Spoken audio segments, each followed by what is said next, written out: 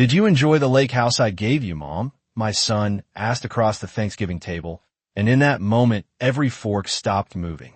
The words hung in the air like something fragile that had been dropped but hadn't shattered yet.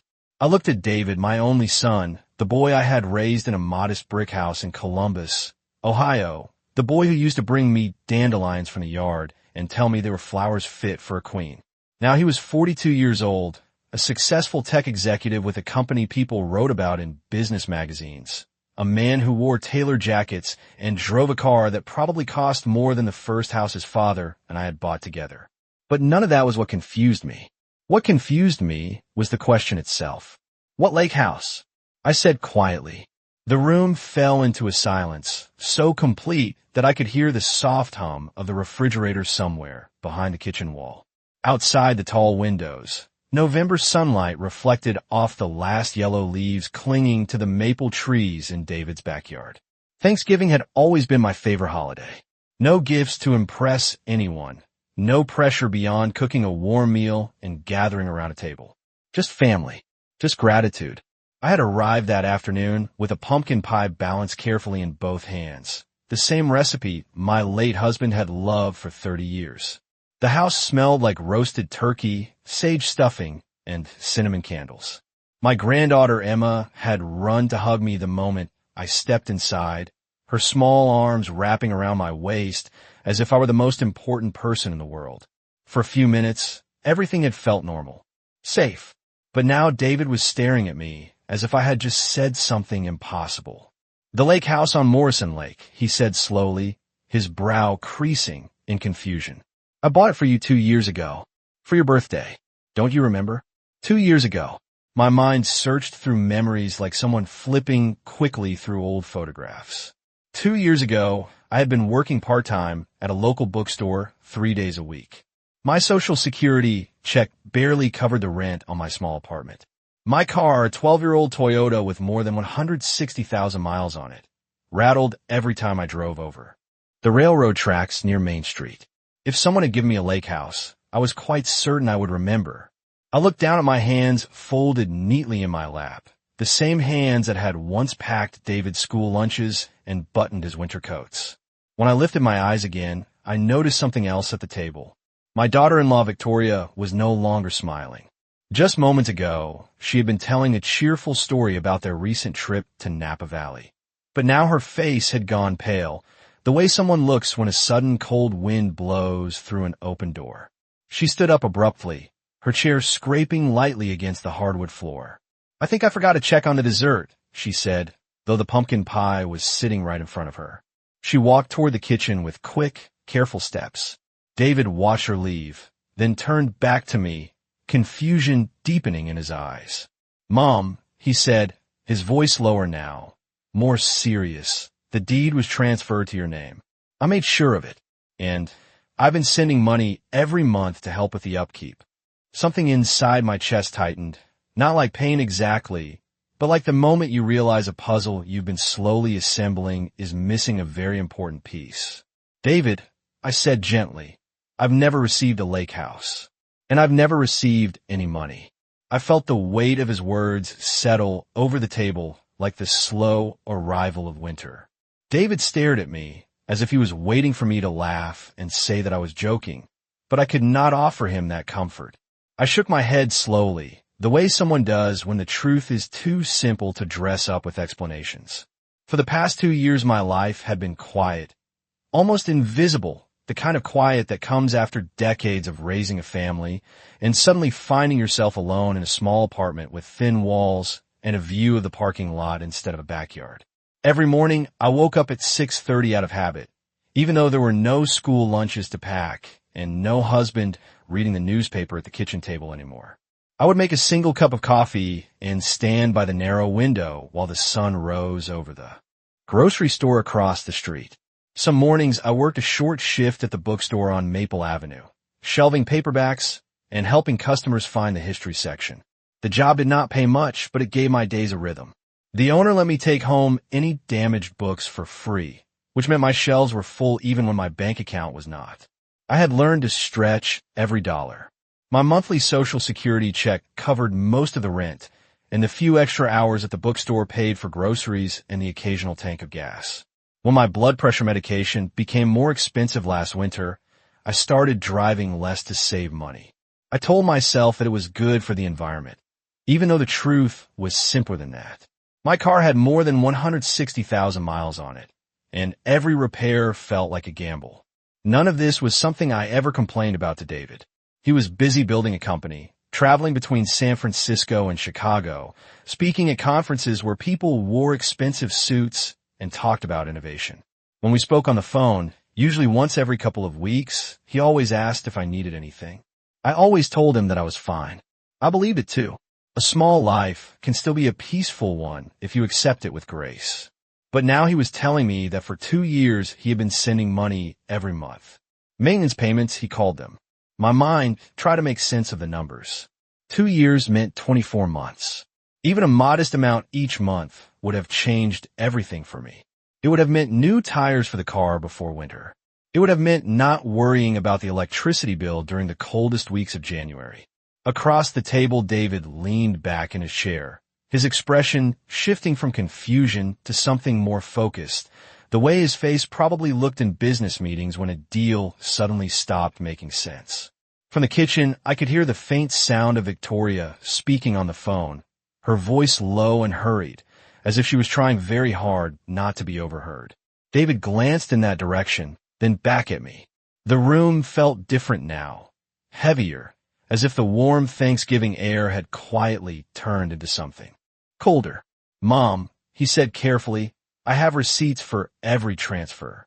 I have the documents. If you never received any of it, then something is very wrong. David stood up from the table slowly, the way someone does when the ground beneath their feet suddenly feels uncertain. He reached into the pocket of his jacket and pulled out his phone, his fingers moving quickly across the screen while the rest of the room remained perfectly still. I could hear the faint ticking of the kitchen clock above the doorway, each second stretching longer than the last. Emma had wandered into the living room, unaware that something serious had begun unfolding at the dinner table. The television murmured softly from the other room, the cheerful voice of a holiday parade announcer drifting through the house in sharp contrast to the silence around us. David leaned one hand against the back of his chair and stared down at his phone with growing intensity. His expression shifted from confusion to concentration, the kind of focus that told me he was putting pieces together in his mind. I had seen that look before when he was younger, usually when he was trying to solve a difficult math problem at the kitchen table late at night. Here, he said quietly after a moment, turning the screen toward me. These are the transfers. I leaned forward slightly, adjusting my glasses so I could see. The screen showed a list of bank confirmations, each one neatly organized by date. $1,500, sent on the first day of every month. The payment stretched back 2 full years. The numbers seemed unreal to me, like figures printed in a newspaper article about someone else's life. I calculated quickly in my head without meaning to. 24 months. That was $36,000. Enough to change everything for someone living the way I had been living. Enough to make a small apartment feel temporary instead of permanent. Enough to repair the old car, replace worn furniture, and perhaps even travel somewhere warm during the winter. Yet I had never seen a single dollar of it. David scrolled further, opening an email thread. I could see documents attached to the messages, official-looking forms, and scan pages filled with legal language. The deed transfer is here, he said, tapping the screen. The property was placed under your name 2 years ago. Morrison Lake, about 40 miles north of the city. It is not huge, but it is beautiful. A small house with a dock and 2 bedrooms. I thought you could spend summers there. I looked at the screen, then back at him. The idea of a lake house felt so far removed from the life I had been living that it almost sounded like a story someone else had told. Before I could respond, the soft sound of footsteps returned from the hallway. Victoria re-entered the dining room, carrying a glass of water she had clearly not been drinking. Her smile was careful now, measured in a way that felt different from the easy confidence she usually carried. David glanced at her briefly, then back at his phone. There should also be maintenance payments, he said slowly, as if thinking aloud. I set up an automatic transfer, so the property taxes and utilities would never be a burden for you. He opened another banking screen, scrolling through transaction records. His brows drew together slightly as he studied the details. The warmth that had filled the house earlier in the afternoon had faded into something cooler, something uncertain. Victoria set the glass down beside her plate and folded her hands together. Her eyes moved quickly between David and me, the way someone watches a conversation that might suddenly turn in an unexpected direction. David's voice was calm when he spoke again, but there was a firmness in it now that had not been there before. "Mom," he said, "these payments were confirmed every month. They were not returned to the bank, which means they were received somewhere." David continued staring at his phone, scrolling slowly as if each new line might suddenly explain everything. The glow of the screen reflected faintly in his eyes, and I could see the moment when his confusion began turning into something sharper, something more analytical. He leaned forward slightly and tapped on one of the transaction details. "The transfers were processed through my assistant," he said carefully, almost speaking to himself. "She handled the paperwork for the property and the monthly deposits." He paused, then looked up at me again. "But the bank information was confirmed before the transfer started." The quiet weight of those words settled over the table. Victoria shifted slightly in her chair, her fingers tightening around the edge of the glass she had brought back from the kitchen. I noticed that the water inside it had not moved at all, as if she had been holding it carefully enough to avoid even the smallest ripple. David turned the phone again and studied another page of information. "The payments were sent electronically," he continued. "Direct deposit, every month on the first day." He looked toward me. "Mom, do you still use the same checking account you had before Dad passed away?" I nodded slowly. "Yes, the same account. Nothing has changed." My voice sounded calm, but inside I felt the quiet unease of someone realizing that the ordinary details of life had been shifting somewhere beyond her view. David frowned slightly and opened another record. "That account number is not here," he said after a moment. The room seemed to grow even quieter. Victoria placed the glass down on the table with careful precision. "Maybe the bank made a mistake," she said, her voice light but slightly strained, as if she had rehearsed the sentence before speaking it. David did not answer immediately. Instead, he continued reading the information on his screen, his eyes moving back and forth as if comparing two separate pieces of a puzzle. Finally, he looked up again, this time toward Victoria. "The account receiving the deposits was verified during the property transfer," he said. "The confirmation email shows that the details were reviewed before the first payment was sent." Victoria forced a small smile. "Then it must be some sort of technical issue," she replied. "Those things happen with banks all the time." David studied her for a moment. It was not an angry look, not even suspicious yet, but it was thoughtful in a way that made the air in the room feel different. He turned back to the phone and opened the original message from his assistant, the one dated 2 years earlier. I watched the light from the screen illuminate the lines of text as he read them silently. Then he exhaled slowly. "That is strange," he murmured. "The account confirmation was not sent to me directly." He tapped the screen again and turned it slightly so that both of us could see the sender information. "It was forwarded to me after the verification was completed." His finger hovered just beneath the name attached to that forwarded message. For a long second, he said nothing. Across the table, Victoria remained perfectly still, her expression carefully neutral. Then David spoke again, his voice quieter now, but carrying a weight that had not been there earlier. "Victoria," he said slowly, "why was the bank confirmation email sent from your address instead of the assistant's?" Victoria did not answer right away. The silence that followed felt longer than it probably was, the kind of silence where every small movement suddenly becomes noticeable. Somewhere in the living room, the television continued playing softly, the distant sound of marching bands and cheerful announcers floating through the doorway as if they belonged to a completely different house. Victoria kept her eyes on the table for a moment before finally lifting her gaze toward David. Her smile returned, but it was thinner now, careful and deliberate.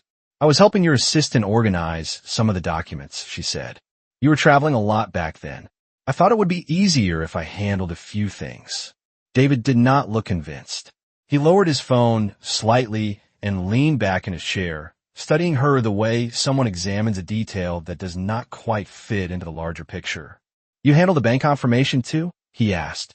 Victoria shrugged lightly, as if the question were insignificant. It was just an email. She sent it to me because I was coordinating the paperwork. I forwarded it to you after everything was set up. David nodded slowly, but his attention had already returned to the phone. His thumb moved across the screen again, opening another document attached to the message. I watched him read in silence, his expression growing more focused with each passing second. The warm smell of turkey and stuffing still filled the dining room, but no one seemed interested in eating anymore. The plates sat untouched in front of us, the holiday meal forgotten as something much larger began unfolding across the table. David opened the property transfer file and scanned the page carefully.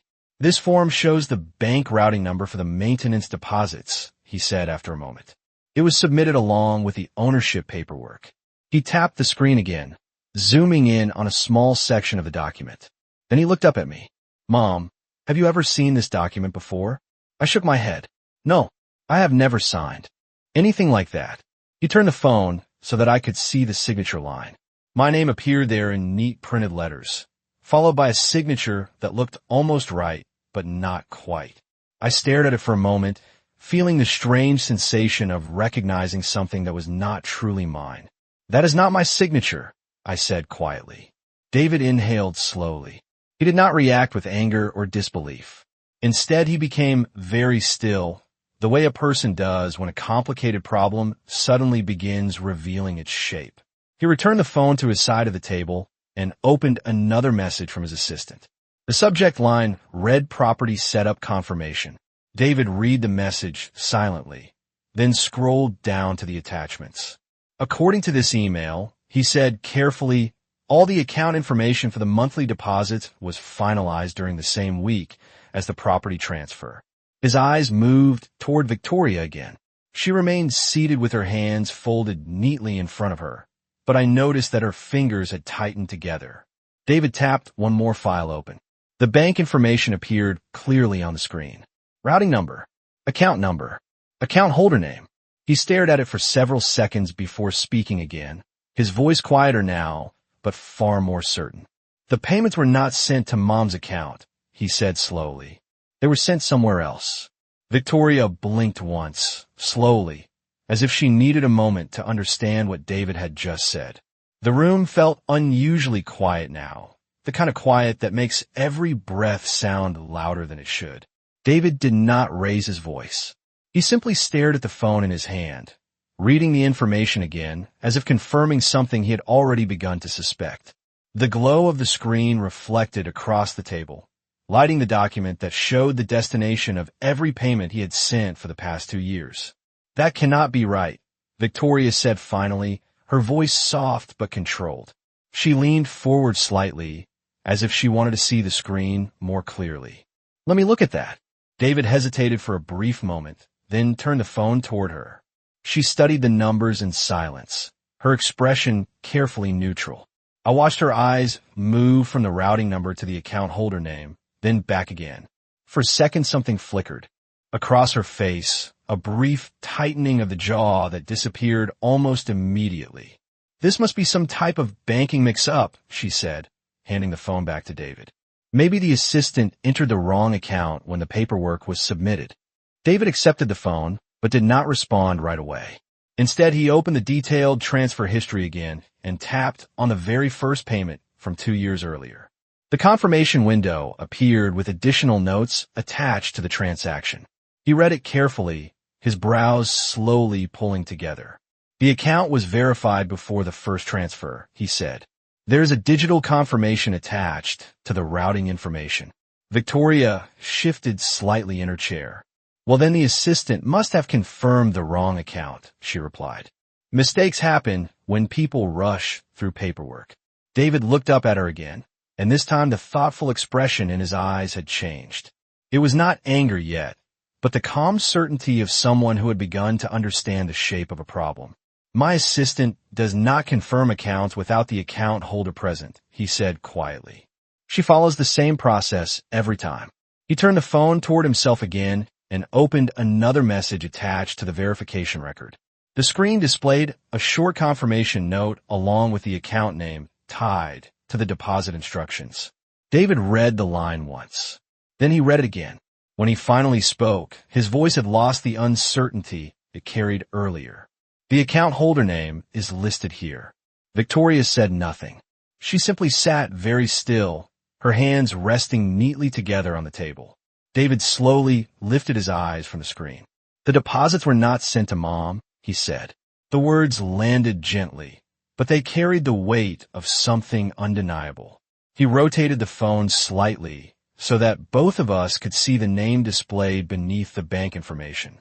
The account holder listed on the verification record was not Margaret Collins. It was Victoria Collins. David did not move for several seconds. He simply looked from the phone to his wife and then back again, as if giving her the chance to explain something that suddenly no longer made sense.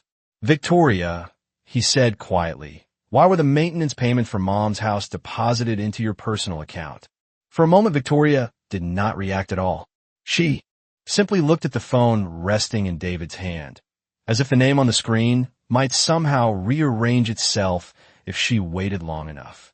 The quiet in the dining room grew heavier, pressing against the walls of the house that only an hour earlier had been filled with laughter and the warm sounds of a holiday afternoon. David did not move.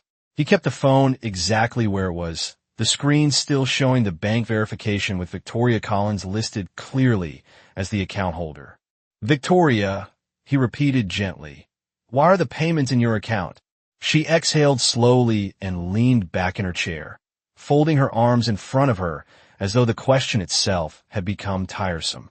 David, this is not what it looks like, she said. When the paperwork was being handled, your assistant was confused about where the money should go. I told her I could manage the payments and transfer them when needed. David frowned slightly. Transfer them to Mom? He asked.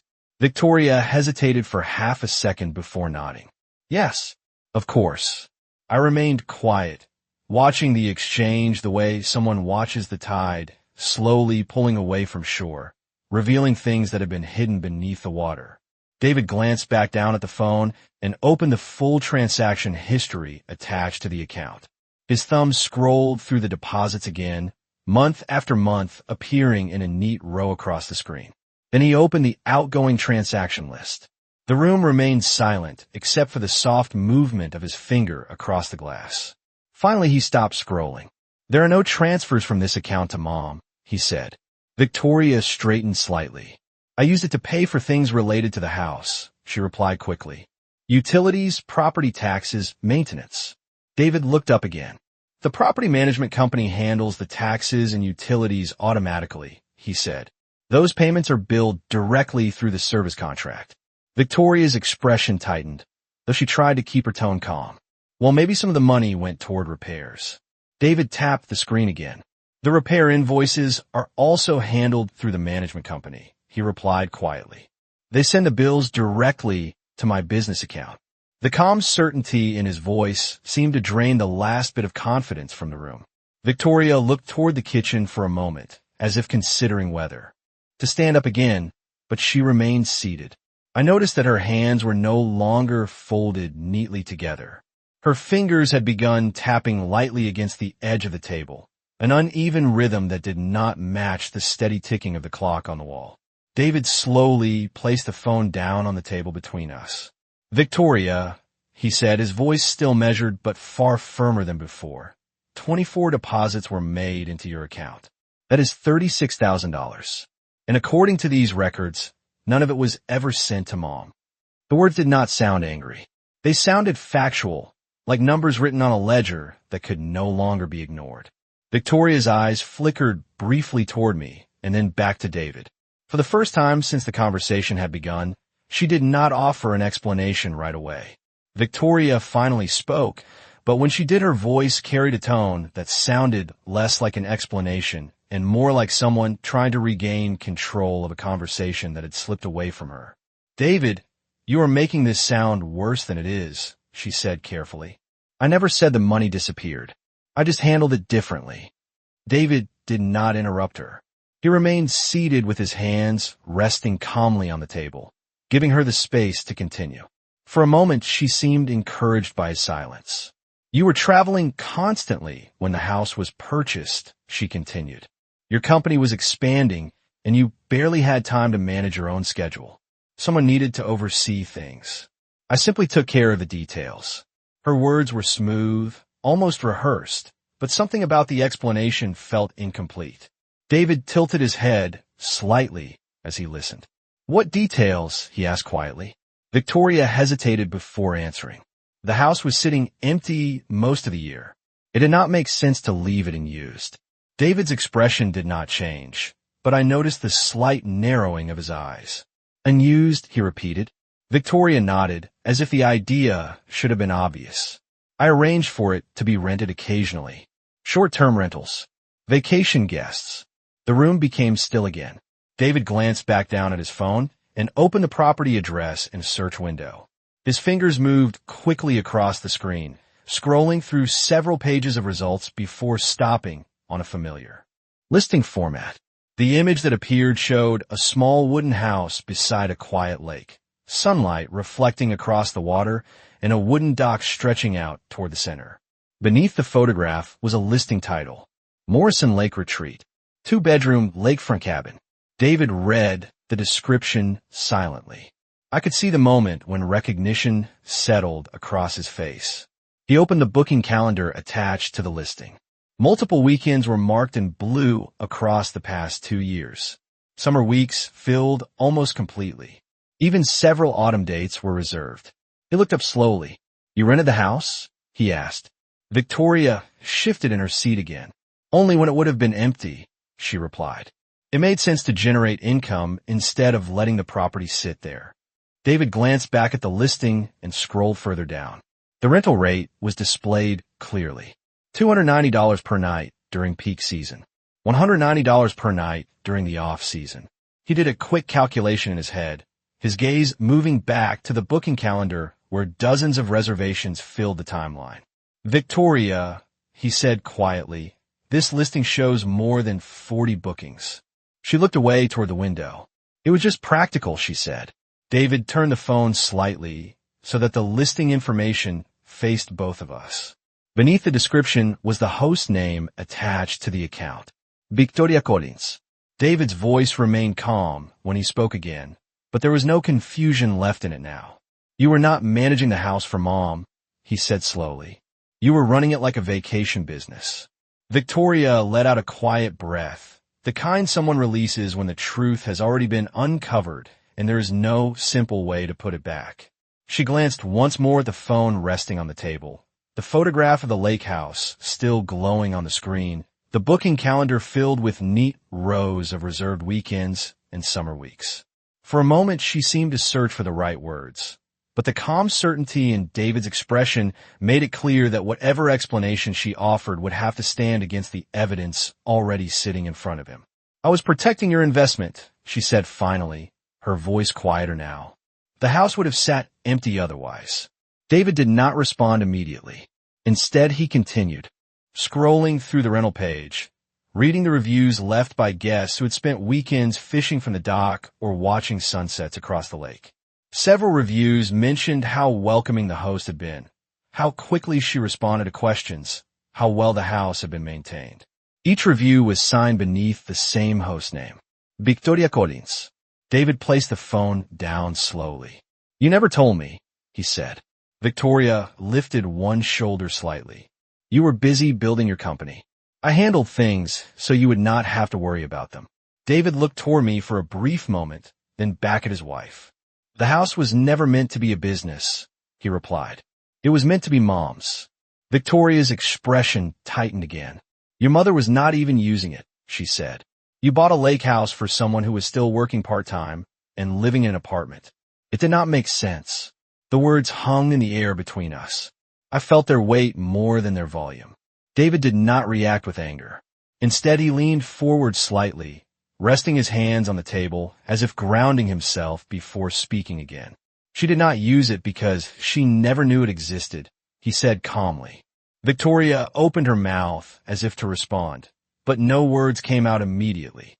David picked up the phone once more and reopened the booking calendar. There are bookings here almost every weekend last summer, he said, and several full weeks. He scrolled further. Even this past September. Victoria looked down at the table, her fingers tracing the edge of her napkin without realizing it. People wanted to rent it, she said quietly.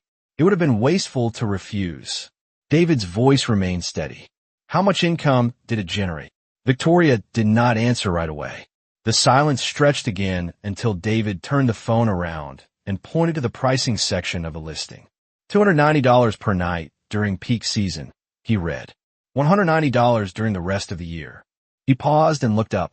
With more than 40 bookings, the numbers settled heavily across the table.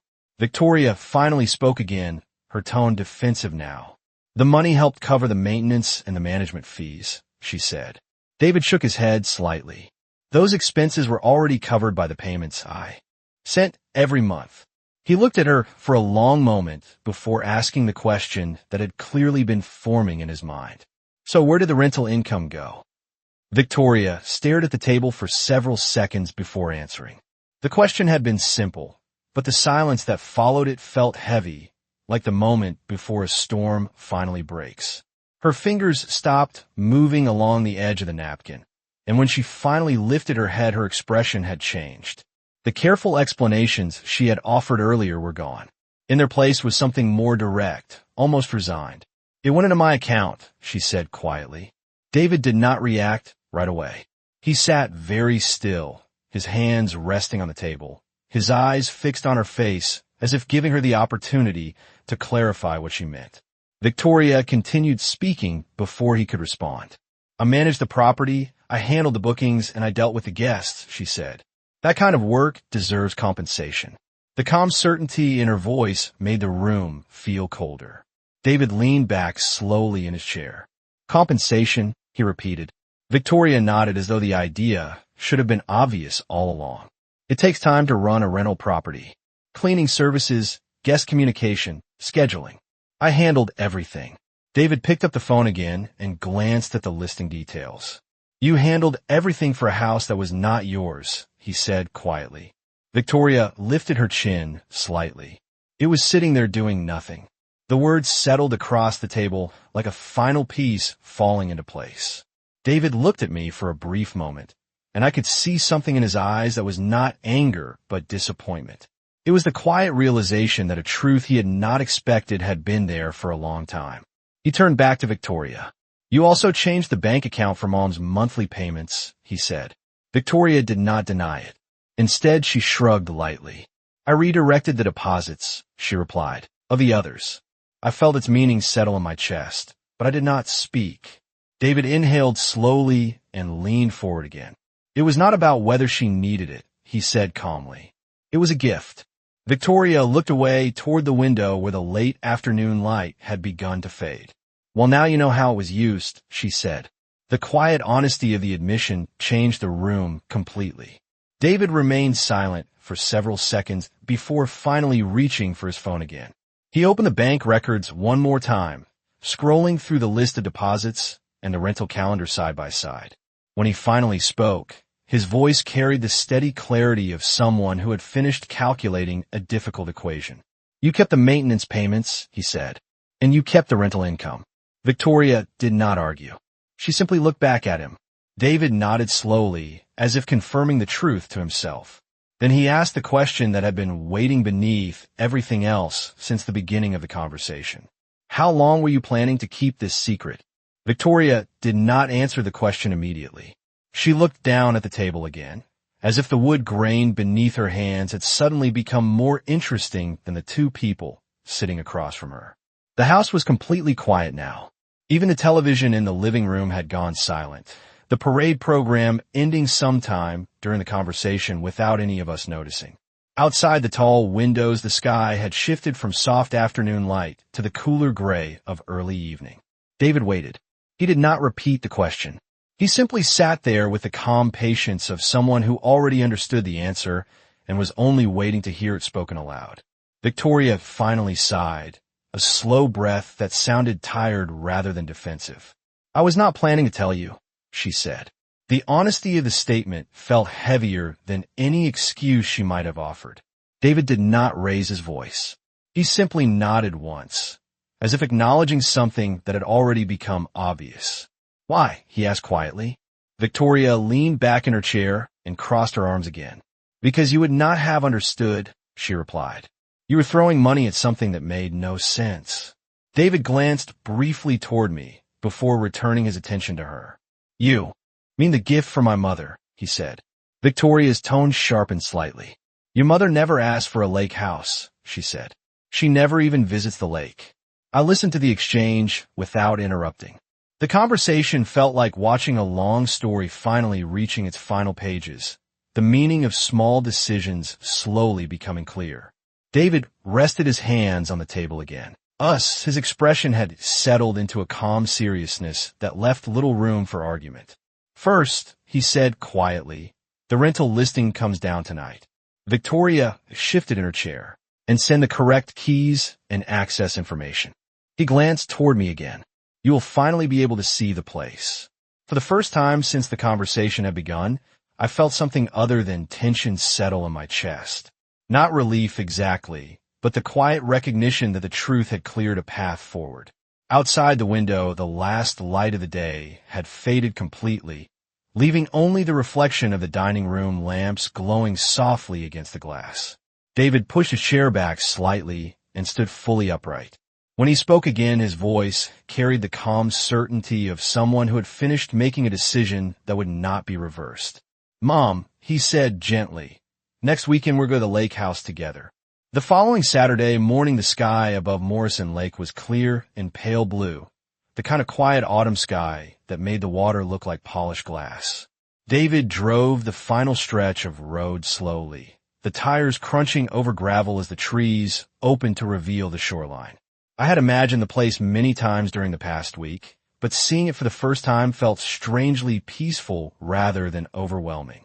The small wooden house sat a short distance from the water, surrounded by tall pines and a narrow path that led down to a simple dock. It was not enormous or extravagant. It looked exactly like the kind of place where someone could drink coffee on a quiet morning and watch the mist rise off the lake. David parked the car and turned off the engine. For a moment, neither of us spoke. The only sound came from a wind moving gently through the branches above us. This is it, he said softly. I opened the car door and stepped onto the gravel, taking a slow breath of the cool air. It smelled faintly of water and fallen leaves. As we walked toward the house, I noticed how calm everything felt compared to the tension of the previous week. The truth had already done its work. What remained now was simply the quiet reality of the place itself. David unlocked the front door and stepped aside so I could enter first. The inside of the house was simple and bright. Sunlight poured through the large windows facing the lake, reflecting across the wooden floor. There was a small living room with two comfortable chairs, a stone fireplace along one wall, and a narrow kitchen that opened toward the dining area. Nothing about it felt complicated or luxurious. It felt peaceful. I walked slowly toward the window that overlooked the water. The lake stretched quietly into the distance, the surface broken only by a pair of ducks gliding across the shoreline. For a long moment, I simply stood there looking out. David remained behind me near the doorway. I should have brought you here 2 years ago, he said quietly. I turned toward him and smiled gently. You brought me here now, I replied. Outside, the sunlight moved across the dock as the breeze rippled the water. David stepped closer and looked out across the lake as well. The property manager confirmed everything yesterday, he said. The house is officially under your name. The keys are yours now. I held the small set of keys he had handed me when we arrived. They felt surprisingly light in my palm. I thought about the small apartment, the bookstore on Maple Avenue, the quiet mornings I'd spent believing that life had simply become smaller. Yet standing there in the sunlight beside the lake, the truth felt different. Sometimes the biggest changes do not arrive loudly. They arrive quietly, after the truth clears away everything that was hiding in the dark. I looked back out across the water again. The lake reflected the sky like a mirror, calm and endless. "It is beautiful," I said softly. David nodded beside me, and for the first time since that Thanksgiving dinner, the silence between us felt peaceful instead of heavy.